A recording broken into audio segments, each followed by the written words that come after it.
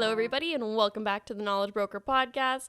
Once again, I am Trish Roswick, and this is Joshua Campbell, our expert real estate agent. As you guys know, these episodes are all of our mini episodes focusing on real estate and giving everyone out there who may not be as knowledgeable as Josh, aka myself, a little bit more information. So, last week's was all about a home inspection, and this week we're moving into a little bit of a tricky territory. This is the renting versus owning. So, this is a very hot topic because a lot of people, first-time home buyers especially, somebody who is around the demographic of myself, is finding owning a house very difficult. But renting also can kind of be an expensive thing too, and you don't really get anything in return. So, Josh, explain to us the difference between renting versus owning. I actually just had a conclusion last night that I said to Christy, owning a home is sometimes hard. Yes. Yes. Owning a home is sometimes hard. Yeah. We had like a humidifier was backing up and it was leaking onto the ground, and you're sitting there and you're exhausted from your day at work. And then before you know it, you have to maintain the home. Okay. So starting with that kind of presence, it's kind of like home ownership is very much you have to maintain the home. On a rental side of things, typically you call the landlord and you ask them to maintain the home. It doesn't necessarily mean that you would not look after a backed up humidifier, but at the same time, typically a lot of the maintenance falls back to the landlord. So in regards to renting versus owning, a lot of time comes back to lifestyle. And if you think about, is ownership something that's been really important to you from a young age? Perhaps your parents have always been owners, and maybe the family's always said you got to own real estate because it's a good investment, and it's just something they've always done.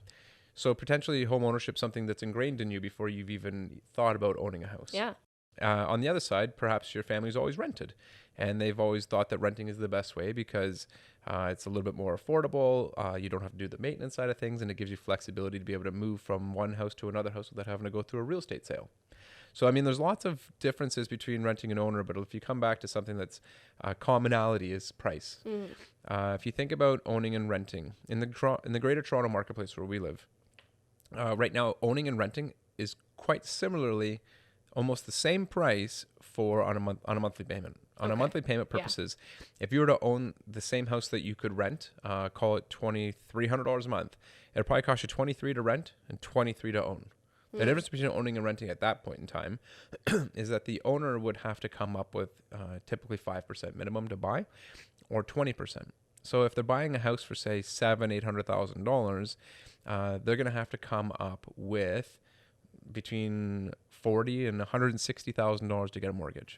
So often we'll find renters they don't have the savings or the down payment. If that's not the case, and maybe they could own it, they would probably decide that they're going to rent because maybe they're looking to move into a certain neighborhood and they don't know if they want to invest all their money and own. So if you wanted to rent, maybe they could just rent for a year or two. It bridges the gap before they make their final decision. So renting, owning, if price is not the problem and money is not an issue, it's typically a lifestyle solution. Interesting. Okay, so basically the key difference is the beginning. Once you're like in it, close to the same monthly expenses kind of thing. It's just more the initial upfront. Do you have the initial upfront, or do you just have first and last month's rent kind of thing? Yeah, it could be the initial upfront investment and also the investment that goes into it after. So when you own a home, a lot of people would say, and a lot of people don't know this until they've owned their first home. Before you know it, you get into maintenance. Maintenance could be replacing roofs, windows, kitchens, washrooms. A lot of these things are not factored into the cost of a house. Yeah. A lot of people don't realize that when you buy a house for $500,000, $600,000, $700,000, $800,000, whatever the price tag may be, ultimately they don't realize that they could be coming into replacing furnaces, air conditioners.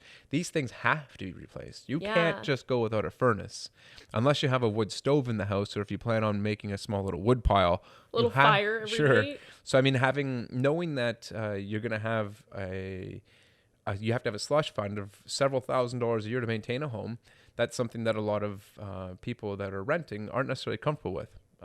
Maybe they're younger, they don't have the income or the savings, or maybe they don't have the support around them, family, friends, to help them with problems, not necessarily financial, but also hands on ground to actually help them fix things too, right? So it's really important, I guess, for first-time home buyers out there, is to realize that even if you're like, I've got my 5 to 20%, I'm going to get my mortgage, everything is great. Yeah. You still need backup money. Like, you still need that. Yeah. And I think that's something that's probably a huge mistake with first-time home buyers, because I've even heard friends of mine who are, they want to they have a serious boyfriend or something like that. Yeah. And they're like, we think we can afford this. And at the back of my head, I'm thinking, but do you know what comes next? Yeah. And the next part is the even scarier part. Yeah. Because you could be scot-free for like 5 years and not have to replace a thing. But let's be real. When is that ever really going to happen? But that's when, if you don't replace a thing for 5 years, that's usually when it's a bit scarier, because on that 6th year, it's everything. Yeah. Yes. Actually, I did read a really good article that was like, especially if you're buying your first home or something, to try to replace something at once a year. Yeah. Like every year, pick something to replace. Same idea as a car. Yeah, that's like true. If you're doing the brakes, if you're doing the tires, if you're doing regular maintenance kind of issues, there's regular maintenance, which is oil changes, and that's a house in general. There's always going to be things breaking around a house. It's just a reality. Things aren't made to last forever. Even houses that people say, oh, it's not made like it used to be, they still were never meant to last forever. Things break down. Yeah. Things have to be replaced. Yeah. Roofs don't last forever. Even steel ones don't last forever. Mm-hmm. So in reality, if we go back to the first comment I made about price point, owning a house is actually probably on the side of a bit more expensive, no question. Yeah. The down payment, the maintenance side of things. So ownership, you got to be prepared. In that case, is owning as important as people think it is? I think if it's ingrained in your mind to have ownership, when you go into the house, and if you want to change the design of the house, if you want to do renovations to the house, you know that the money you put into the home is actually going to increase the value of your home. So you get the benefit of being able to fix things and do things around your house, putting an addition on, replacing the windows. You get the benefit. However, you also have the expense. Okay. Though the thing about Canada, we're lucky, and knock on wood, like even in Toronto area, the marketplace has been going up like crazy. In the last 10 years, the market's doubled. In the last 5 years, it doubled. Then it doubled again. So it's been doubling ever since. Every 5 years, it practically doubles. Now, is there a point in time when that gets out of control? Sure, it does. The market takes dips like it did in 2017. But we're already back up to 2017 prices. So it's funny how that dip only lasted 1.5 to 2 years, and we're already going up there. And what was expensive today is cheap tomorrow, and we're going on this trend where 2017 is going to look like it was cheap in another 5 years. Interesting. So the marketplace of owning allows you to increase your investment. While it might cost you more money to own, because you have to do maintenance and you have to come up with a down payment, the nice thing is your house is going up in value. So typically when your house is going up in value faster in the Greater Toronto marketplace, faster than it costs you to actually maintain it. So at that point in time, I'd say that home ownership, if people can afford it, it's a far better investment in the long term. So then let me just throw in one more. Leasing. Mm-hmm. When it comes to your home, what is leasing and how is it different from, say, renting? Same thing. Leasing, renting, spot on, same word. Really? But they'll use it. Yeah. It's like renter versus tenant. Same thing. Interesting. Landlord versus owner. Same thing. Leasing, renting, same thing. I've always wondered about this, because you'll see something like for a lease or something like that. For rent. Yeah. Same thing. It's just another word that's used. You'll see lease agreements, rental agreements, same thing. Wow. So it's just like does one sound better than the other? I don't know. It's funny how you just said that. To me, leasing doesn't sound that we don't nice. Rent cars. We rent cars when we need them for a weekend, but we lease cars when we need them for 5 years. I don't know. Same word. It's funny how we could talk about that. Leasing and renting, it's almost like there's short-term leases. Yeah. Which short-term leases are practically just like a weekend away at an Airbnb. Short-term leases. They call them short-term rentals as well. Of course. If you did like a month in Florida, that's a short-term rental. It's all the same. Wow. I feel like my life has been a lie. I can give you a little more. Oh, wow. Sellers and vendors, same. If you're a vendor, you're a seller. If you're a buyer, you're also a purchaser. So in old-fashioned terms, a lot of lawyers would call them purchasers and vendors. Now they call them buyers and sellers. Same. My mind has been blown. Here I thought I was like, oh, I'm going to add a little wrench to this, but no, same. I did not throw the wrench. A lot of people think, no, it's 100% the same. Wow. Well, that's silly. We call, who was it? Oh, apparently we don't call them used cars. Yeah.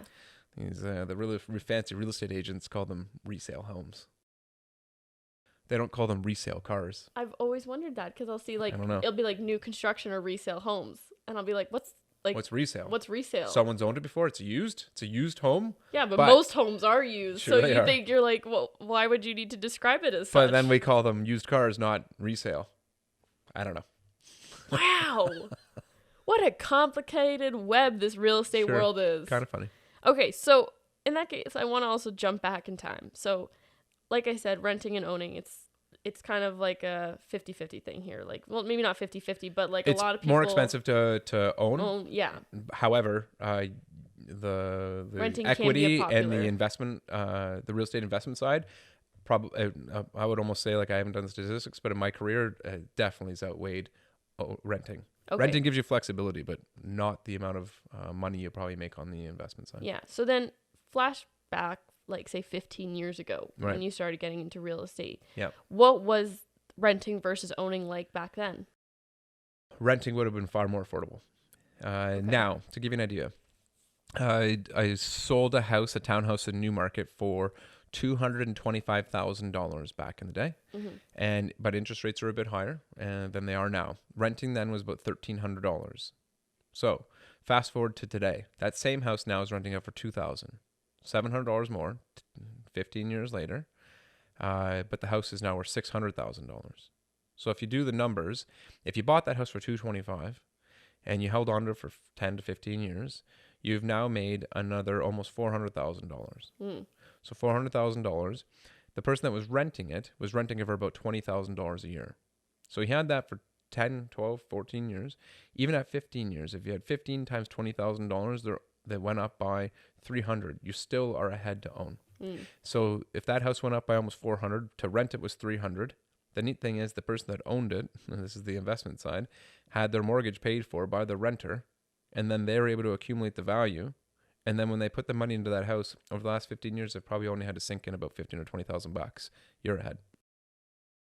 So invest if you're looking for longevity. Or own. Yeah. It is definitely on the long-term side of things. Yeah. If you're a renting kind of person, or not even person, if the renting is the option that you're looking at today, usually it's for, and especially in Canada and the US and a lot of the world, we tell people to try and own real estate because it is an investment. It is something you can actually fall back on in the future. On the renting side, usually it's to bridge the gap. Yeah. Maybe you have to find something temporarily. Maybe you're moving into an area that you don't know about yet. Maybe people are going through divorce. That's typically, there's a lot of renters in divorce area because they want to live in the same neighborhood as their children, but they don't want to live in the same house. There's lots of reasons why people rent. Yeah. Down in the city, a lot of renters because it's too expensive to own. Yeah. Yeah. So before we wrap up here, I have a hot question. Okay. So I hear that real estate agents don't typically like rentals, like finding people rentals. Right. Why is that? They're a lot of work. You'd be surprised how in a typical rental situation, we do it for our clients because you got to work with them. You got to be willing to do things for them that doesn't necessarily always make you a lot of money. So if you're going to rent out a property to somebody, to give you an idea, real estate agents will make a half a month's commission. So say a house was to rent out for $2,000 and you were looking for the house for your client. So the real estate agent stands to make about $1,000 to find that client a rental. If they went out and say they showed 20 houses, let's just say it's down to maybe they've been out for 20 hours. So on 20 hours, then they had to find the lease and they have to put the lease together. Then they go back through the property. Maybe they have to make sure that the house is fixed up. There's a lot of work that needs to be done. They got to work with the landlord. They got to work with the other real estate agent. It's because you can probably get down to like $5 an hour kind of work. Interesting. So, I mean, when it comes down to it, a lot of it is people are worried about the amount of work that it goes into that. But if a good real estate agent's out there and they represent the family and they do a lot of family business with them, they're okay doing it because they're coming up with solutions that meet that family's needs and what they want at that point in time. And ownership, it comes and goes. It's kind of like, and as does renting, it happens in people's lives, and you can't just shun them or push them away because they've decided that they needed to rent for a few years. So it sounds like, especially from a real estate side, like if you are just getting into the business, maybe you focus on renting, like doing renting deals, because that at least gets you experience in real estate. And they're probably more like, yes, you won't get the big commission checks off your first deal, but if it is not the most luxurious part of real estate, can be like there's people out there that rent for $10,000 a month. So I mean, like you could find if you found a rental, say someone said, Josh, I really want to rent a condo in Yorkville, and it's 15-20 grand a month. Yeah. And we go and look at one condo. They get that one condo. You put a deal together. Yeah, you can make good money. You can also do it if you're doing quantity. So if you're finding 5 rentals a day for people, there's a business plan there, no question, for people to do it. But the stigma is typically that they don't make as much money. And that real estate agents don't enjoy it because it's a lot of work for not a big return. Yeah, exactly. Interesting. Well, there's a little inside scoop for all you people who were wanting to ask the question but didn't do it. I like it. Okay, well, anyway, guys, that is it for our 4th episode of the Knowledge Broker mini episode series, all focusing on about real estate. Like always, if you have any questions, please pass them along. We will answer them. And like always, you can reach out to us at our website, www.knowledgebroker.ca, or on social media at knowledgebrkr. So until next time, toodaloo. Ciao. Good. Thank you very much for stopping by our channel. If you have any questions or if you're looking to buy or sell, go to our website and contact us today. Knowledge is power and creates experts in understanding. If you want power, hit thumbs up on this video and subscribe to our channel so you can get weekly videos from me, your knowledge broker.